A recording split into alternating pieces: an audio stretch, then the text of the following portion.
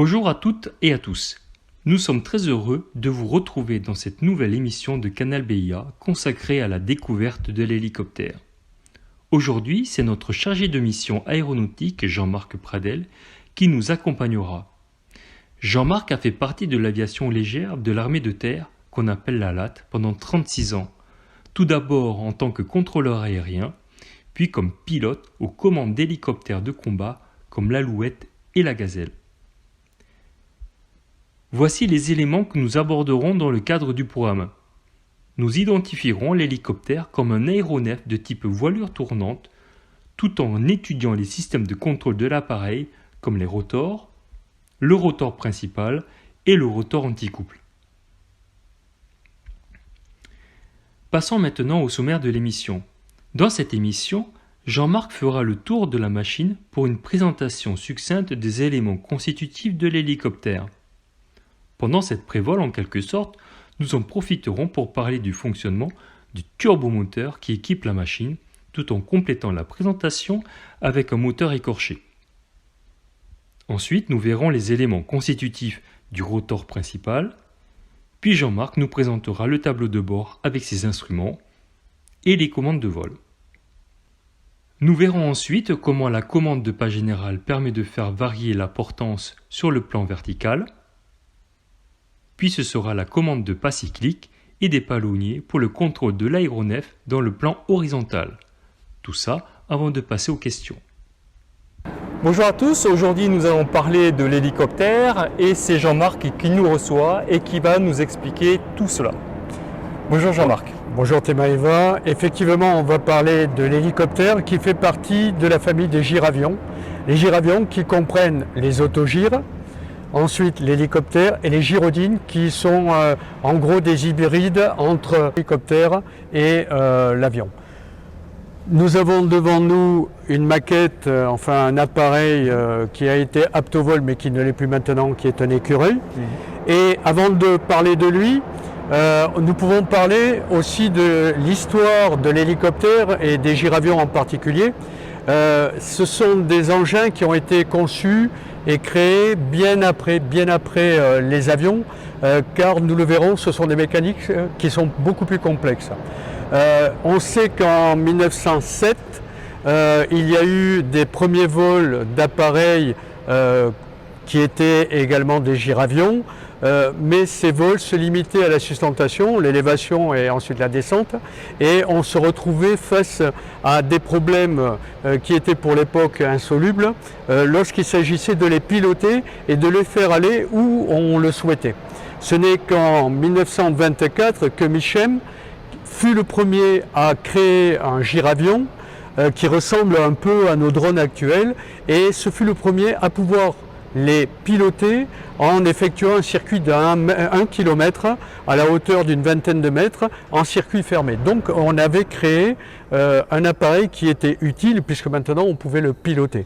Et nous verrons que cette longueur, cette difficulté d'élaboration des gyravions est liée à l'essence même de ces appareils qui sont des mécaniques très complexes qui ont fait que leurs concepteurs se sont heurtés dès qu'on a voulu les déplacer à des règles d'aérodynamisme et de mécanique du vol qui étaient insolubles pour l'époque car ils ne comprenaient pas les réactions nous le verrons, c'est un immense gyroscope et donc avec des effets secondaires qui sont très importants, et il a fallu comprendre toute cette dynamique avant de pouvoir faire des engins performants et en particulier celui qui est le plus souple d'emploi, qui est l'hélicoptère. Donc en fait le problème principal des hélicoptères, c'est le fait d'avoir une voilure tournante. Et c'est ça que tu appelles gyroscope. Voilà, c'est la voilure tournante qui pose problème, et aussi la source d'énergie, des moteurs de puissance suffisante et d'un poids suffisamment léger pour permettre la sustentation sans vitesse de l'aéronef lui-même. Voilà. Voyons maintenant les différentes parties d'un hélicoptère comme sur l'Alouette. À l'avant, nous trouvons la cabine qui permet une excellente vision du pilote sur l'extérieur. Sous le plancher est fixé un atterrisseur à patins comme dans le cas de l'Alouette. Puis, à l'arrière, nous trouvons la poutre de queue sur laquelle sera fixé le rotor anticouple, et le tube de garde qui protège le rotor anticouple d'un contact avec le sol.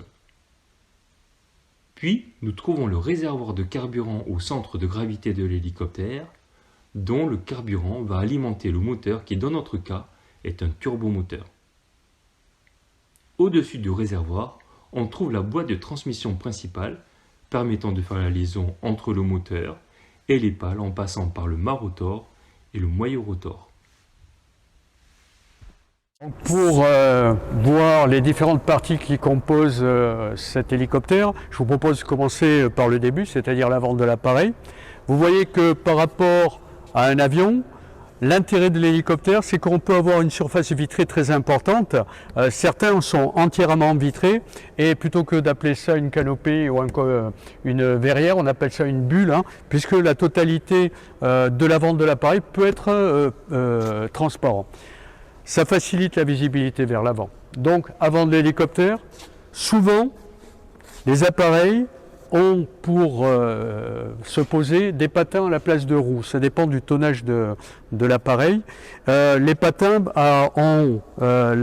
présentent l'avantage de pouvoir poser sur tout type de terrain, des rochers, de la neige, et donc la grande surface portante de ces patins permet de poser sur des terrains différents et relativement meubles, ce que ne permettent pas certaines roues caoutchoutées.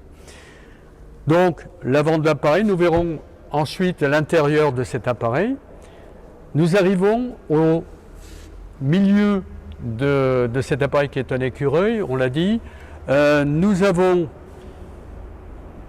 l'ensemble tournant qui est constitué du mât, ce qu'on appelle le mât rotor. Cet ensemble avec les pales se nomme rotor dans un hélicoptère.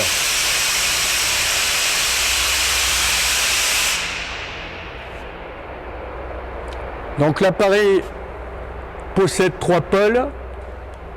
En général, les rotors vont de 2 pales jusqu'à 7 pales chez certains appareils soviétiques. La formule avec 3 pales est la plus courante actuellement. Nous voyons la tête rotor, l'espèce de disque que nous avons au-dessus. Cette tête rotor ensuite est composée d'articulations. Nous verrons à quoi servent ces articulations. Un axe de transmission et ce que l'on appelle des plateaux. Nous verrons leur fonction un peu plus tard. Donc à l'aplomb de ce rotor, à l'intérieur, nous avons une boîte de transmission principale. Et cette boîte de transmission principale va servir à transférer la puissance de la turbine qui se trouve à l'arrière, la transférer pour faire tourner le rotor. Le centre de gravité de l'appareil se situe à l'aplomb du maillot rotor. D'ailleurs, dans cette zone-là, nous avons le réservoir à carburant. À l'arrière, nous avons le groupe turbomoteur qui est composé d'une turbine. Hop, on va là. Voilà. Une turbine. Nous verrons en détail son fonctionnement un peu plus tard. Et nous voyons que la sortie de cette turbine traverse cette cloison et va prendre accroche sur la boîte de transmission principale. Une partie qui part également à l'arrière de la turbine. Cette partie-là, c'est un axe d'entraînement qui va longer la poutre de queue de l'appareil qui est entièrement vide. Cet axe va courir ici, dans cette zone-là, pour arriver à l'arrière de l'appareil et entraîner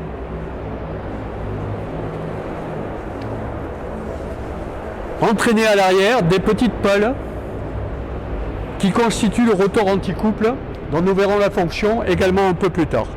Donc nous avons vu l'arrière de l'appareil, la queue. Remarquons que ce rotor anticouple est relativement éloigné du rotor principal et que la longueur de la queue a une importance. Ici, nous avons deux plans fixes.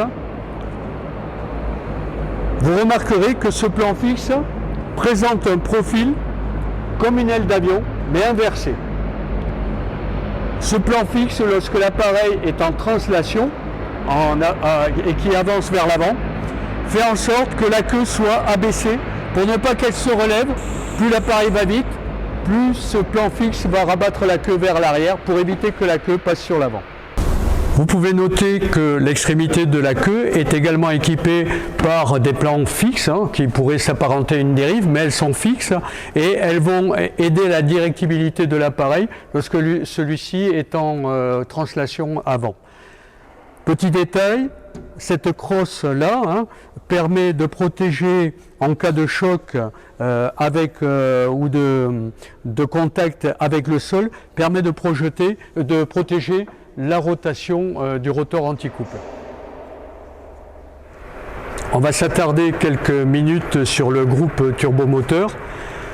Généralement, les hélicoptères sont motorisés avec des turbines. Nous verrons le détail ensuite. Ces turbines présentent toujours la même architecture. Nous avons une entrée d'air qui aspire l'air extérieur à ce niveau-là. Pour une Gazelle, un moteur Astazu 14, il faut voir que la turbine absorbe en gros 3 mètres cubes d'air à la seconde. Donc cet air est aspiré par un compresseur, un étage de compresseur. Ensuite, dans des parties chaudes, l'air comprimé est allumé et mélangé à du carburant, du kérosène. Les gaz chauds viennent ensuite sur une zone de récupération avec des obs de turbine qui récupèrent la puissance, et ensuite le reste des gaz chauds est expulsé vers l'arrière par l'intermédiaire de l'arrière de la turbine ici. Donc il n'y a pas de poussée, ce sont juste des gaz chauds qui émergent là. Il n'y a absolument aucune poussée qui est utilisée par l'hélicoptère pour se mouvoir. Toute la puissance utilisée par l'hélicoptère est récupérée au niveau des obs de turbine ici, qui vont fournir un couple d'entraînement qui va être récupéré vers l'avant pour le rotor principal et vers l'arrière pour le rotor anti-couple.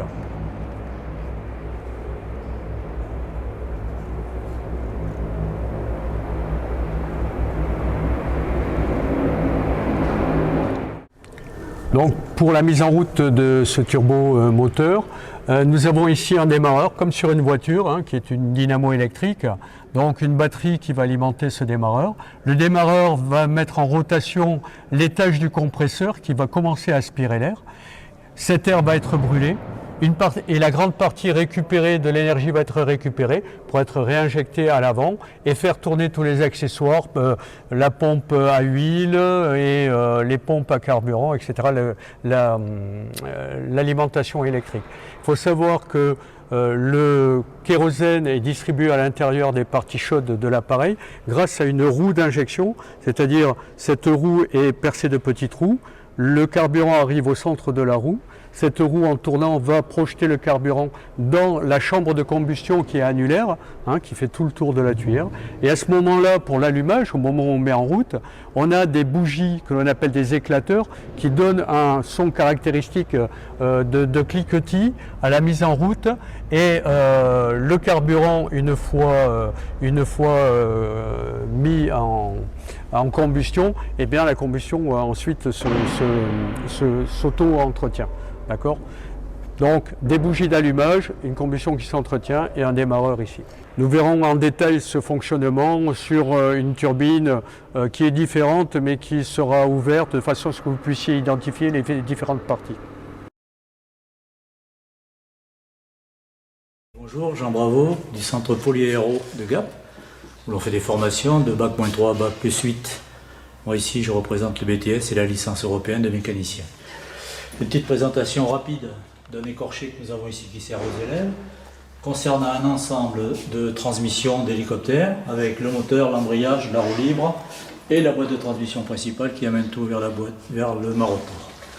Si on commence par le moteur, on peut voir qu'il a été coupé ici par les étudiants de la première promotion, il y a maintenant, c'était en 1994, dans lequel on peut voir le réducteur, ici, qui va nous permettre de réduire la vitesse de rotation dans l'ensemble tournant de 34 000 tours vers environ 6 000 tours, en sortie vers l'embrayage. Sur ce réducteur sont fixés la pompe à huile, le régulateur de vitesse et le compte-tours, bien sûr.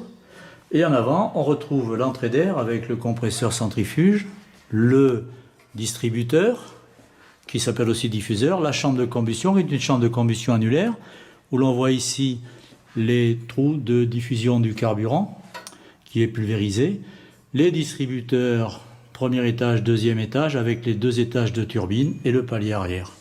Ça, c'est une Artust 2. En avant, donc en sortie, vers 6000 tours, on trouve l'embrayage, qui est un embrayage centrifuge à bain d'huile, sur ce type de machine, avec devant une roue libre, comme sur un vélo. C'est-à-dire si le moteur s'arrête, la boîte de transmission pourra continuer à tourner librement. Le disque de frein rotor, l'entrée dans la boîte de transmission avec le renvoi d'angle, ici, qui nous permet deux sorties. La première par le bas vers la génératrice Taki, qui va nous donner le nombre de tours rotor, la pompe à huile et la pompe hydraulique, si équipée. Un arbre qui nous permet d'aller bien vers la transmission arrière, vers le rotor de queue. Sur la partie du haut, on va retrouver un réducteur à 2 étages, épicycloïdal. Ce sont des satellites qui tournent sur une cloche, la cloche que l'on voit ici, qui nous entraîne en haut donc le mât rotor, qui retransmet le mouvement sur la tête rotor, qui est une tête rotor de type particulier sur ce genre de machine.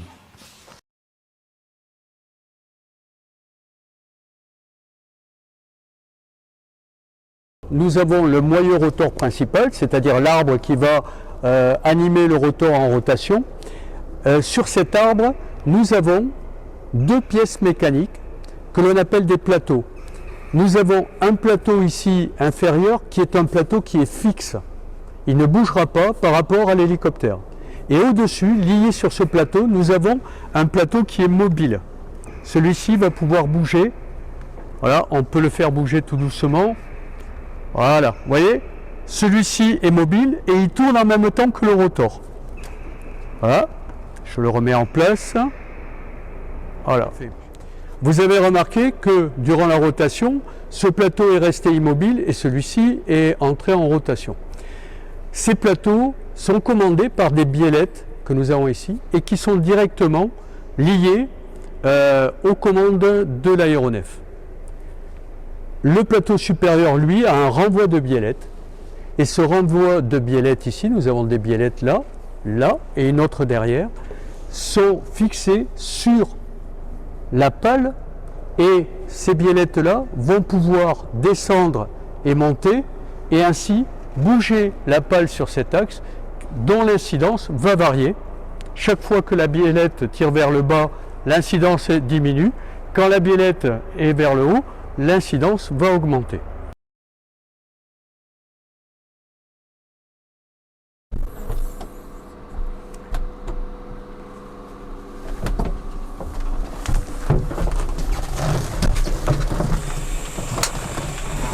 Donc à l'intérieur de cet hélicoptère, nous avons comme pour un avion un tableau de bord et ce tableau de bord est équipé de divers instruments qui sont pour certains identiques à celui de l'avion. Il y a quelques différences que nous allons voir immédiatement. Pour ceux qui sont identiques à l'avion, eh bien, ce sont ceux qui permettent le pilotage. L'horizon artificiel ici. Ensuite, nous avons un anémomètre sur sa droite.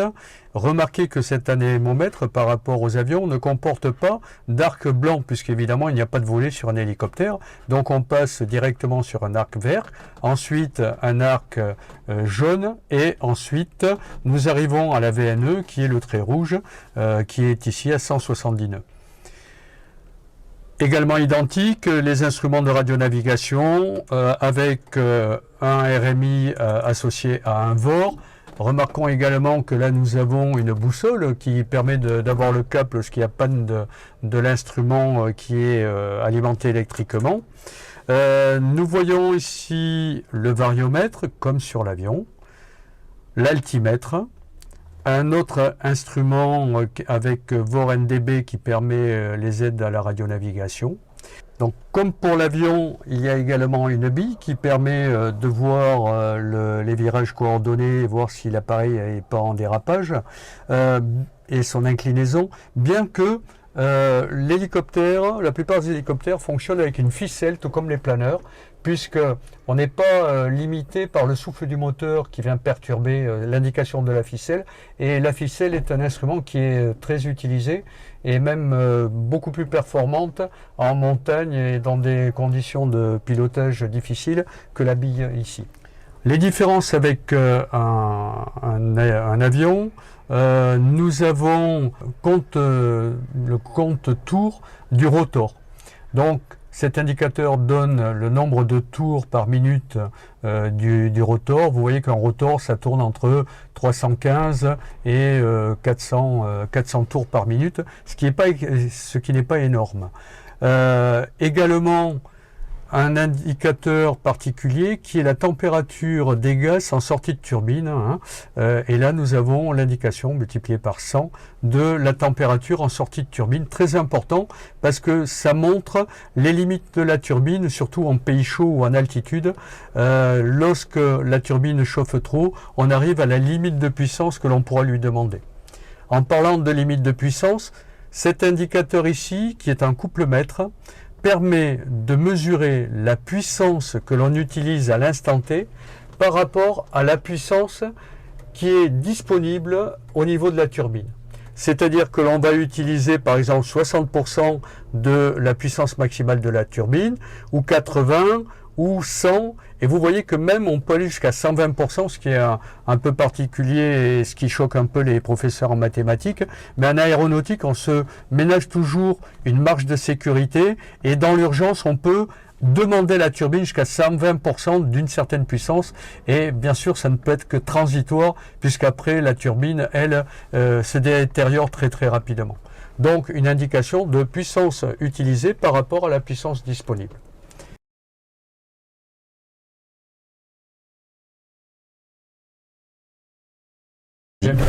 Donc, après avoir vu le panneau d'instruments, nous allons voir les commandes de l'aéronef. Alors ces commandes, certaines sont similaires à l'avion et d'autres, nous en avons d'autres qui sont différentes. Nous avons en premier des palonniers, comme sur un avion, et on verra que c'est à peu près la même fonction, c'est la même fonction que sur un avion. Ensuite, nous avons un manche. Ce manche, similaire à celui d'un avion, a néanmoins des fonctions différentes. Nous verrons lorsque nous allons parler du contrôle de l'aéronef en translation et en vol. Ce manche prend le nom de commande de pas cyclique sur un hélicoptère. Et ensuite, la différence par rapport à un avion, c'est qu'à la place des manettes des gaz plus du contrôle du pas de l'hélice ou de la mixture, nous avons une commande de pas général qui se situe à gauche du pilote et qui s'actionne, qui est mobile de haut en bas. Voilà. Nous allons... bien souvent, étant donné que l'hélicoptère est par définition un engin qui est instable, eh bien le pilote sera obligé d'agir en permanence sur les trois commandes en même temps. Car lorsqu'il en bouge une, nous verrons que les lois de la mécanique du vol de l'hélicoptère font que on va devoir contrôler l'hélicoptère avec les autres commandes de vol. Autrement, celui-ci, par des effets secondaires, va prendre des trajectoires qui ne sont pas souhaitées par le pilote.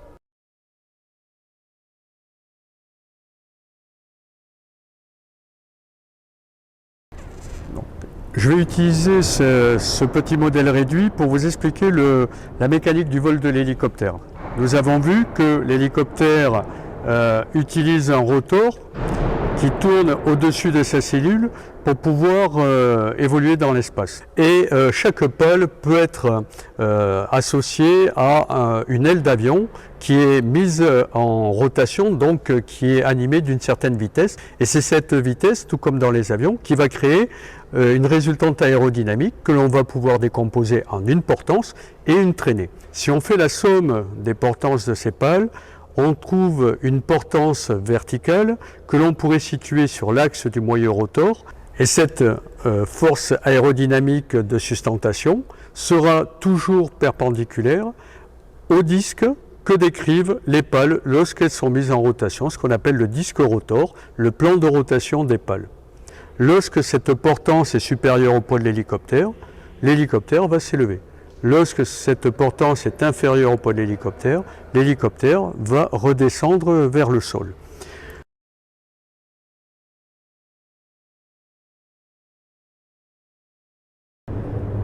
Nous allons voir comment faire varier en intensité cette force vers le haut ou vers le bas. On pourrait accélérer le rotor sur certains modèles réduits que vous trouvez dans le commerce.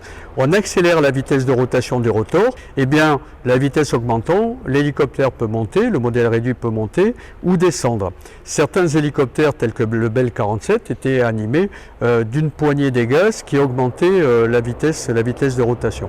Sur les appareils modernes, on ne peut pas augmenter la vitesse car on est confronté à une résistance des matériaux, c'est-à-dire que la pale qui est mise en rotation, si on augmente sa vitesse, la force d'inertie, la force centrifuge va avoir tendance à tirer sur le pied de pale jusqu'à sa rupture. Il faut savoir que sur un hélicoptère moyen de type Puma, dont la pale pèse 80 kg, ici, à la jonction entre le moyeu rotor et la pale, il y a 2 tonnes de traction, c'est-à-dire le poids d'un pick-up pour chaque pale. Donc on est limité par la résistance des matériaux pour le nombre de tours de rotation, donc la vitesse du rotor. Donc on ne peut pas jouer sur la surface non plus, on ne peut jouer que sur l'incidence des pales.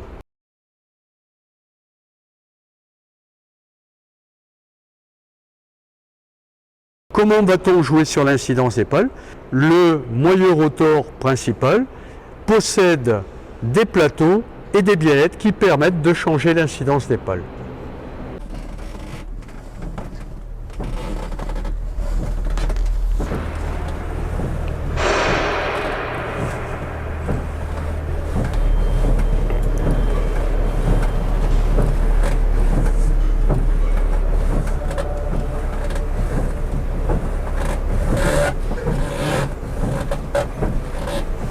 Donc voici, lorsque l'on agit sur la commande de pas générale, comment sont animés les plateaux par l'intermédiaire des biellettes qui sont liées à la commande de vol, et cette biellette transmet le mouvement au plateau fixe qui lui va transmettre le mouvement au plateau mobile, et celui-ci évidemment va transmettre toujours le mouvement à l'axe d'articulation des pales, et vous voyez que l'incidence augmente et diminue à chaque fois que les plateaux montent et descendent.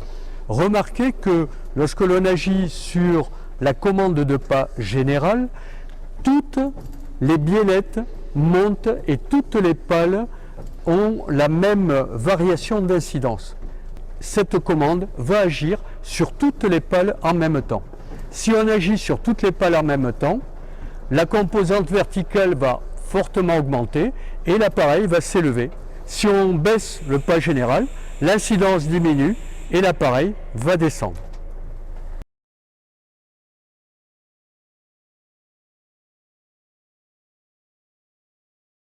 Maintenant, comment diriger cet appareil sur le plan horizontal? Eh bien, on va faire en sorte que cette composante soit inclinée.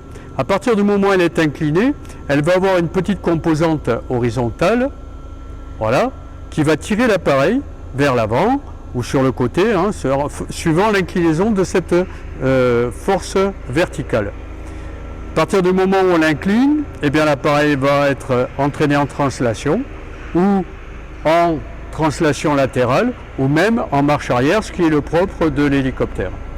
Alors comment faire pour que cette composante verticale de portance soit une composante inclinée? Eh bien on va jouer sur l'incidence des pales. C'est-à-dire que cette composante qui est toujours perpendiculaire au disque rotor, c'est-à-dire le plan de rotation de toutes les pales, eh bien si l'on incline le disque rotor, on incline en même temps cette portance.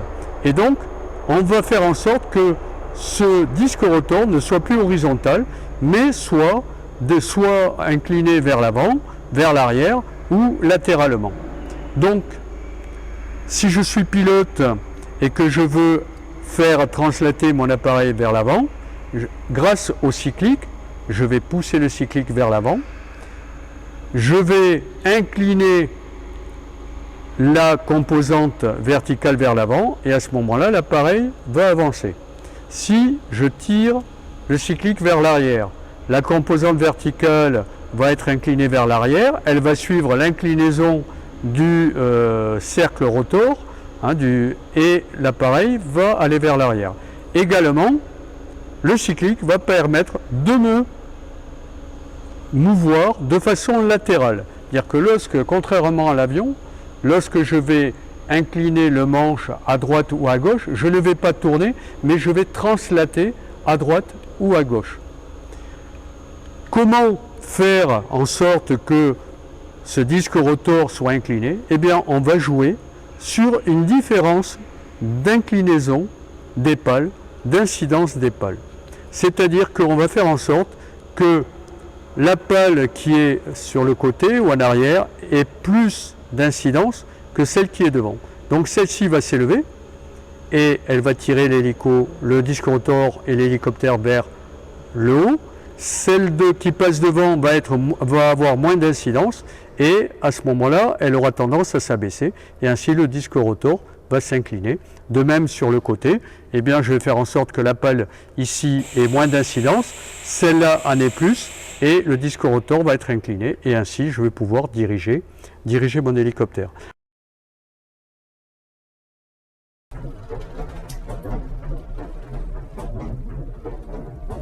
Lorsque l'on va agir sur la commande de pas cyclique, c'est-à-dire le manche comme sur un avion, eh bien on va faire varier l'inclinaison des plateaux, mais de façon différenciée. C'est-à-dire que ceux-ci ne monteront pas horizontalement et ne descendront pas horizontalement, mais ils vont s'incliner en fonction des demandes du pilote et en fonction de la position de la commande de pas cyclique. Donc ils peuvent s'incliner vers l'avant, s'incliner sur le côté, s'incliner vers l'arrière. Et vous voyez que par l'intermédiaire des biellettes ici, nous allons avoir des pales qui vont avoir un mouvement d'attaque de l'air et une incidence qui va être différente. La pale avant va avoir plus d'incidence, celle-ci on aura un peu moins, celle-là encore un peu moins, et ensuite lorsque celle-là va passer devant, elle aura la même incidence que celle-là, et ainsi de suite de façon cyclique. C'est-à-dire que l'incidence va varier au fur et à mesure que la pale va se tourner autour du rotor. Là, elle en aura très peu, là-bas, elle en aura beaucoup, et chaque pale passant ici aura beaucoup d'incidence. En conséquence, de façon cyclique, l'incidence est modifiée, d'où l'appellation de commande de pas cyclique. Le disque rotor, le plan de rotation des pales va être différent. Il ne sera plus horizontal pour tirer l'appareil vers le haut ou vers le bas, mais il sera incliné, donc va le tirer vers l'avant, vers l'arrière ou latéralement sur les côtés. Au départ, les pionniers se sont heurtés à une chose, c'est-à-dire que, étant donné que le rotor tourne, la cellule, elle, qui n'a aucun appui ni sur le sol ni sur l'air, eh bien, va être imprimée d'un mouvement contraire en réaction à la rotation du rotor. S'il n'y avait pas de rotor arrière, eh bien, l'appareil se trouverait avec une cellule qui tourne dans l'autre sens et serait impilotable et inapte au vol. Voilà. C'est le rotor qui va s'opposer à cette réaction et ce rotor arrière va être commandé par les palonniers.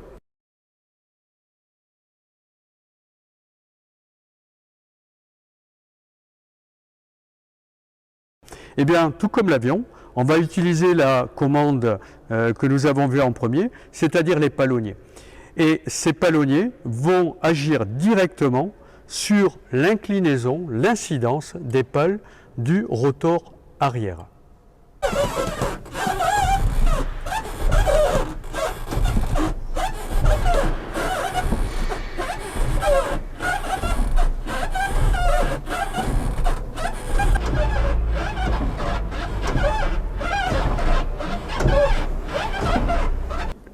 mon rotor comme pour tous les appareils français qui tournent dans le sens horaire des aiguilles d'une montre, la cellule, elle, va être animée d'une rotation inverse à ceux des aiguilles d'une montre.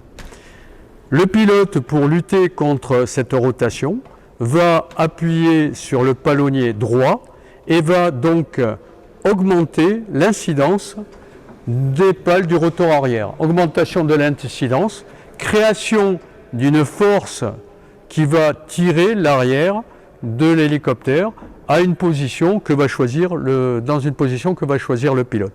S'il veut tourner dans l'autre sens, eh bien, il suffit qu'il s'oppose de moins en moins à ce mouvement parasite, il va diminuer l'incidence des pales, la force qui va être créée comme ça de traction va diminuer et la force de parasite de rotation va pouvoir être libérée et entraîner l'arrière de l'appareil dans le sens qu'elle le souhaite. Vous voyez, donc on prend un peu de puissance de la turbine et on s'oppose à la rotation du fuselage où on relâche un peu la puissance et à ce moment-là on laisse l'appareil donner libre cours à ce mouvement parasite. C'est comme cela que l'on va contrôler l'appareil enlacé, qu'il soit en vol ou qu'il soit en stationnaire.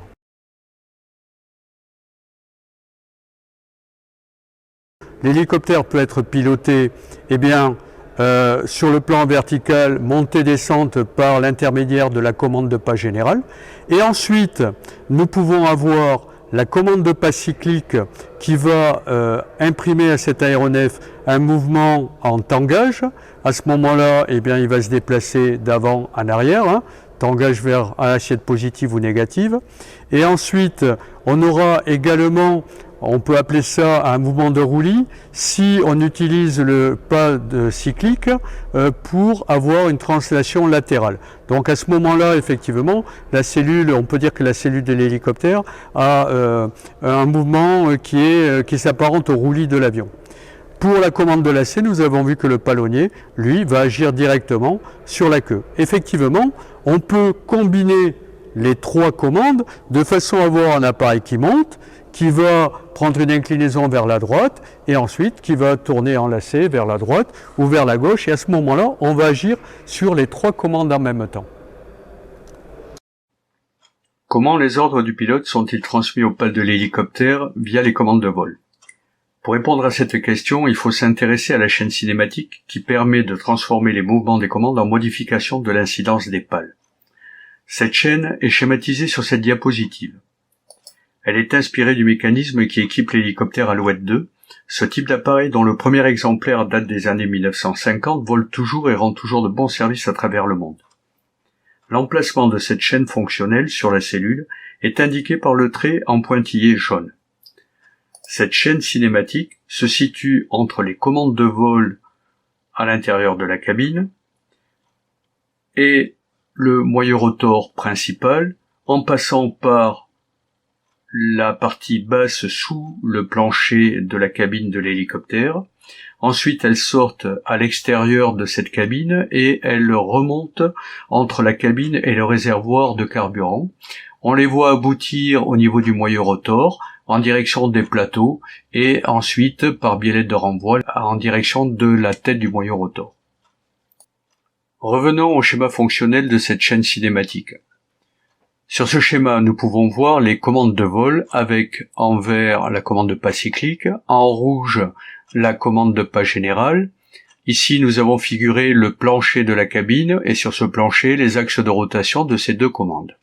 Sous le plancher, nous avons un ensemble de renvois de mouvement, renvois d'angle et de tubes. En général, ce sont des tubes creux pour alléger le système. Et ces tubes vont courir jusqu'à un ensemble que l'on peut qualifier de combinateur. Et nous verrons au fur et à mesure l'utilité de ce combinateur.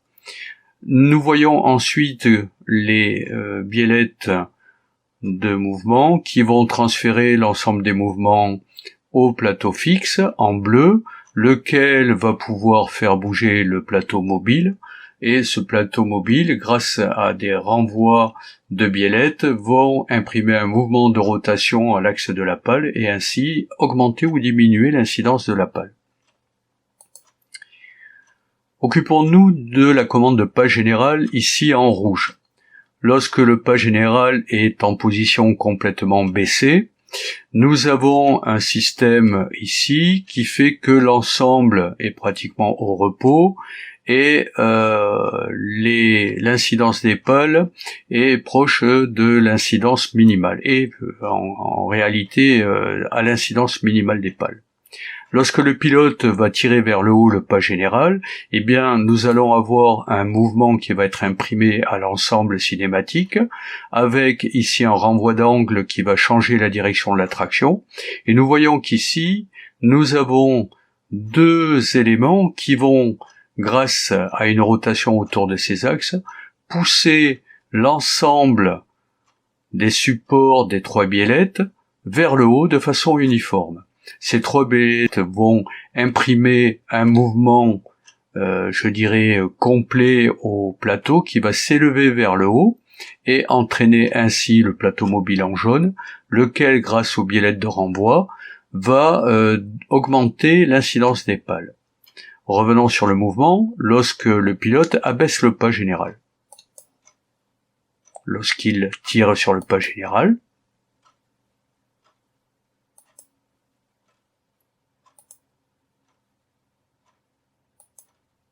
voyons maintenant la commande de pas cyclique, et nous allons étudier la commande de pas cyclique sur le plan du tangage, c'est-à-dire lorsque le pilote va pousser d'avant en arrière la commande de pas cyclique. Nous voyons ici que c'est à peu près le même système de tringlerie qui existe et qui passe sous le plancher de la cabine. En revanche, cette commande va agir uniquement sur un poussoir ici et sur une seule biellette à la fois. J'ai positionné cette biellette dans l'axe de l'appareil, l'axe longitudinal de l'appareil. En réalité, celle-ci est décalée de 90 degrés sur la gauche, dans le sens de rotation du rotor principal. Pourquoi ? Parce que pour ceux qui connaissent les lois des gyroscopes, nous savons que nous avons une loi qui fait que le gyroscope entre en précession à partir du moment où on l'écarte de sa position d'équilibre. Eh bien, pour que le mouvement soit imprimé aux pales dans l'axe de rotation et sur l'avant de la machine, eh bien il faut décaler la commande 90 degrés avant la position souhaitée de l'action. Lorsque le pilote va pousser le manche vers l'avant, nous voyons même système, renvoi d'angle, abaissement du renvoi ici et la biellette qui se trouve dans le sens longitudinal ou 90 degrés à gauche, eh bien va s'abaisser et abaisser ainsi les plateaux de façon cyclique. Nous voyons qu'une des pales aura une incidence minimale et l'autre, eh bien une incidence plus augmentée, ce qui fait que l'appareil va pouvoir translater vers l'avant. Tirons maintenant le manche vers l'arrière, c'est l'inverse qui se produit. Le poussoir ici va lever la tige qui se trouve dans l'axe souhaité, les deux autres vont rester dans leur position, et ainsi le plateau va s'incliner vers l'arrière, va imprimer de façon cyclique une incidence importante à la pale qui va passer devant l'hélicoptère, et une incidence minimale à la pale qui va passer derrière l'hélicoptère. Maintenant, étudions cette commande de pas cyclique dans le plan latéral, c'est-à-dire lorsque le pilote va vouloir translater à droite et à gauche en imprimant un mouvement vers la droite ou vers la gauche de la commande.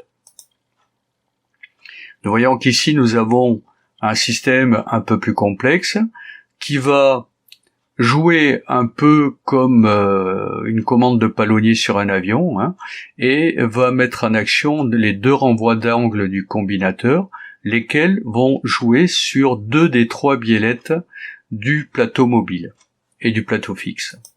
Voilà. Ici, le manche est à gauche.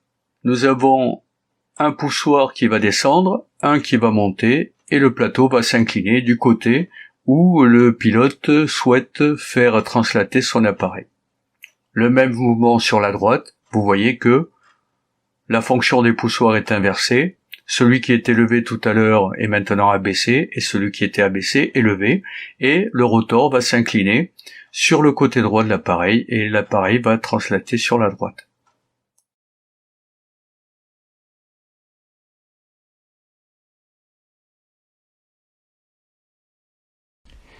Première question.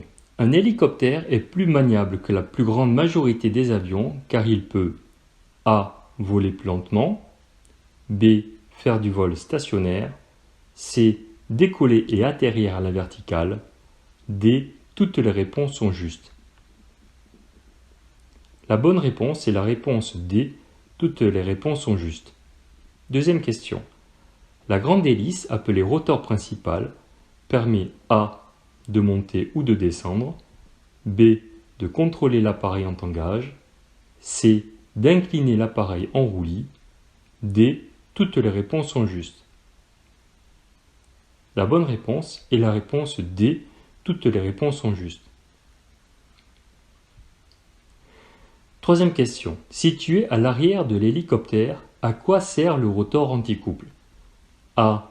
À contrôler l'appareil en tangage, B. À maintenir l'hélicoptère devant l'axe de façon à ce qu'il ne tourne pas sur lui-même, C. À faire monter ou descendre l'appareil, D. À diminuer le couple de rotation en tangage. La bonne réponse est la réponse B. À maintenir l'hélicoptère dans l'axe de façon à ce qu'il ne tourne pas sur lui-même. Quatrième question. Quelles sont les commandes de vol d'un hélicoptère? A. Le pas général, le pas cyclique et le manche. B. Le pas cyclique, les palonniers et le pas général. C. Les palonniers, les gaz et le manche. D. Les gaz, le pas général et le pas cyclique. La bonne réponse est la réponse B. Le pas cyclique, les palonniers et le pas général. Cinquième question. Par quel élément est générée la portance de l'hélicoptère? A. Le rotor anticouple, B. Les palonniers, C. Le rotor principal, D. Le plan horizontal qui ressemble à des petites ailes à l'arrière de l'appareil. La bonne réponse est la réponse C. Le rotor principal. 6. Sur un hélicoptère, la commande de pas général sert à A. Empêcher l'hélicoptère de tourner sur lui-même, B. Contrôler l'appareil en roulis, C. Faire monter ou descendre l'appareil en augmentant ou diminuant la portance, D. Contrôler l'appareil en lacet. La bonne réponse est la réponse C. Faire monter ou descendre l'appareil en augmentant ou diminuant la portance.